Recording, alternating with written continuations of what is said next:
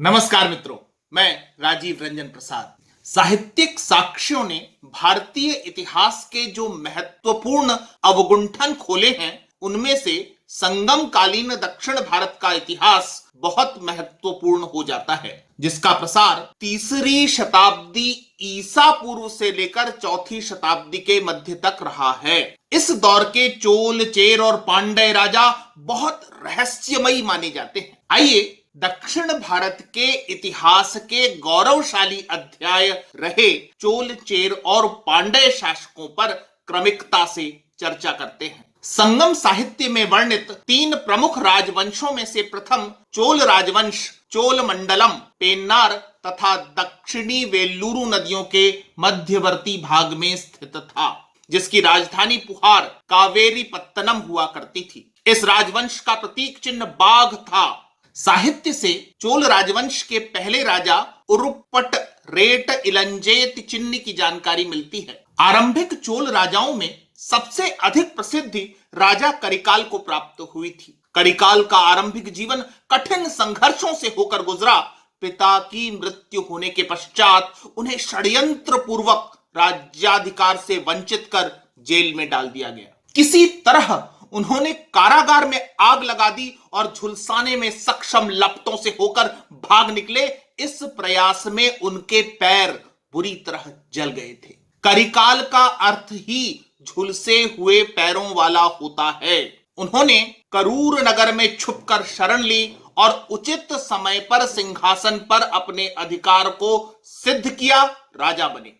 करिकाल असाधारण पराक्रमी और दूरदर्शी शासक थे। उनका पहला ही युद्ध शक्तिशाली राजनैतिक गठबंधन से था, जिसमें दो बलशाली शत्रु पांड्य एवं चेर राजाओं के साथ साथ 11 अन्य छोटे राजा सम्मिलित थे। करिकाल की विजय से उन्हें वेणी पर अधिकार मिल गया, साथ ही क्षेत्र में उनका वर्चस्व भी कायम हो गया। एक और युद्ध जो कि वहैर परंदलय में हुआ था, इसमें करिकाल के विरुद्ध 9 राजाओं का एक संघ था जो बुरी तरह पराजित हुआ।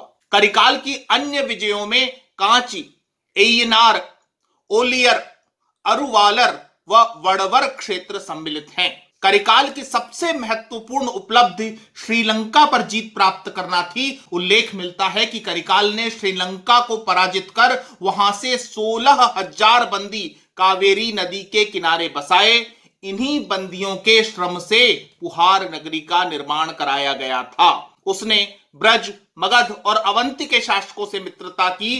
करिकाल की अन्य उपलब्धियों में कावेरी की बाढ़ से बचने के लिए बांध का निर्माण, तोंडे मंडलम में किसानों की बस्ती बसाया जाना आदि हैं। करिकाल सनातन मतानुयायी था तथा उसने अपनी मान्यता को राजकीय संरक्षण प्रदान किया। करिकाल के बाद से चोलों की शक्ति निर्बल पड़ने लगी। उसके पुत्रों के बीच हुए संघर्ष से चोल राजवंश 2 शाखाओं नलंगिल्ली और नेडुनगिल्ली में विभक्त हो गया, जिनका लंबे आपसी संघर्ष के बाद पुनः एकीकरण हुआ।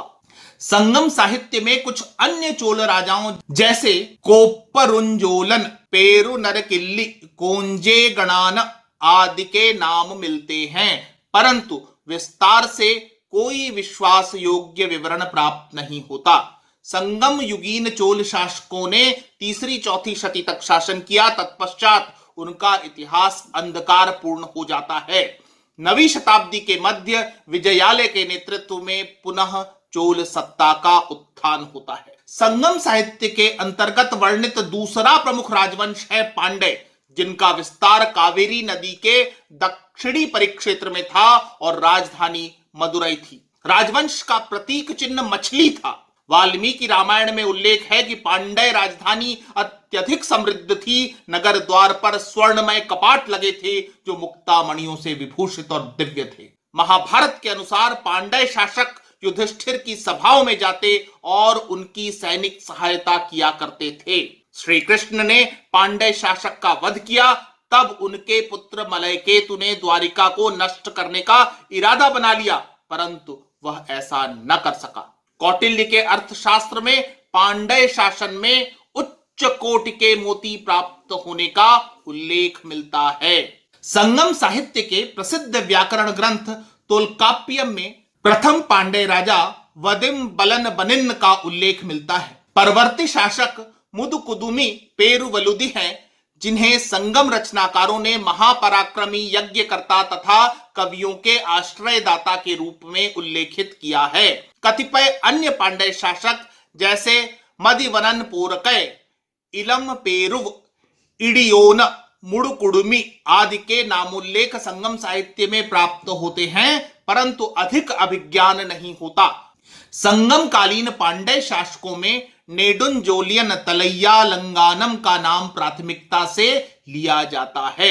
नेडुंजोलियन अल्पायु में सिंहासन पर बैठे। उन्हें कमजोर समझते हुए 5 अन्य राजाओं ने साथ मिलकर निकटवर्ती चोल तथा चेर शासकों के साथ युद्ध गठबंधन बनाया।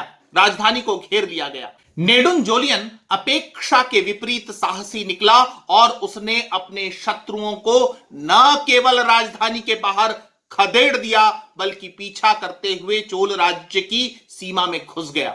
यहां तलैयाल नगान में तंजौर जिला का चर्चित युद्ध हुआ, जिसमें पांड्य राजा निर्णायक रूप से विजयी हुआ। उसने तत्कालीन चेर शासक को बंदी बनाकर अपने कारागार में डाल दिया। मिल्लय तथा मुत्तुरु नामक 2 प्रदेशों पर भी उसने अधिकार कर लिया था।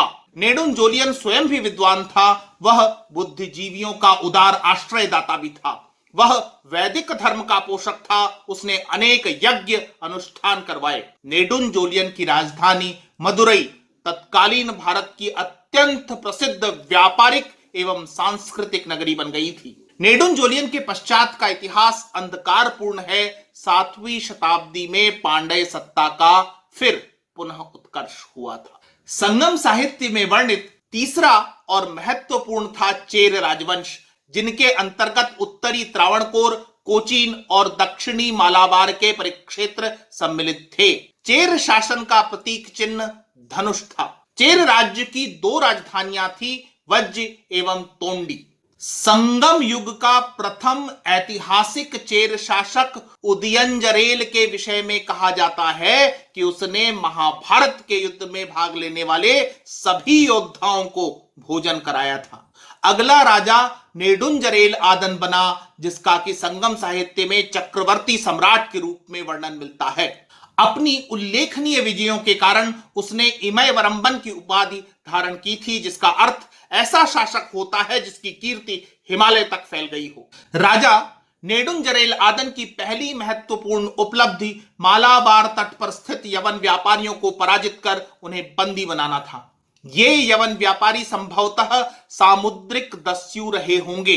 बंदियों के हाथ पीछे बंधवाकर उनके सिर पर तेल डालकर अनेक प्रकार से अपमानित किया गया था, जिनके बाद उनके हीरे मोती व अन्य बहुमूल्य मणियों को शासन ने अपने अधिकार में ले लिया। नेडुंजरेल आदन की दूसरी महत्वपूर्ण उपलब्धि कड़म्बू नामक जनजाति के दमन से संबंधित है, जो लूटपाट द्वारा व्यापार में विघ्न डालते थे। प्राचीन तमिल साहित्य में करवाड़ से मंगलोर तक का क्षेत्र कड़म्बू कहलाता है। इसमें दस्यु लोग रहते थे। इस प्रदेश को संभवतः यह नाम कड़म्ब वृक्षों की बहुलता के कारण मिला होगा। नेडुंजरेल आदन का चोल शासक उरुवप्पहरेट इलयन से भीषण संघर्ष हुआ। इस युद्ध में दोनों शासक मारे गए। नेडुंजरेल आदन के बाद उसका छोटा भाई पल्याने शेल्लकेलु कुट्टवन गद्दी पर बैठा। कोंगू प्रदेश को जीतकर उसने चेर शक्ति को पूर्वी समुद्र से पश्चिमी समुद्र तक प्रसारित कर लिया था। अगले शासक थे कलंगयक, निनाद, मृडीचदीरल, जिनके विषय में अधिक जानकारी प्राप्त नहीं होती। शेंगुट्टवन जब राजा बने, उन्होंने पूर्वी तथा पश्चिमी समुद्र के समस्त भूभाग को चेर शासन के अधीन कर लिया। शेंगुट्टवन के पास विशाल और शक्तिशाली नौसेना भी थी, जिसकी मदद से इसने पूर्वी और पश्चिमी समुद्र तटों पर अधिकार कर लिया था। कहा जाता है कि राजा ने उत्तर भारत में भी विजय अभियान चलाया था।